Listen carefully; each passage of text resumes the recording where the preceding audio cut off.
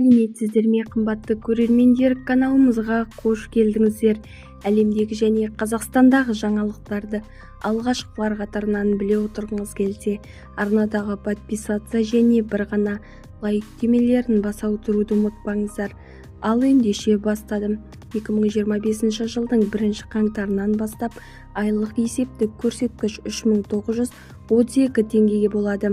Ал қазір 3692 теңгені құрап отыр. Сәйкесінше әлеуметтік төлемдер зейнетақы айыппұлдар мен салық тартады.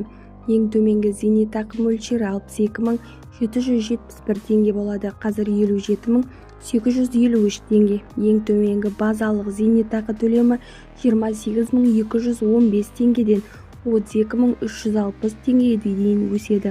Күнкөріс минимумы 46228 теңгені құрайды. Бізді тамашалауда жалғастырыңыздар. Біз сіздерге ең жақсысын ұсынамыз. Сау саламатта болыңыздар.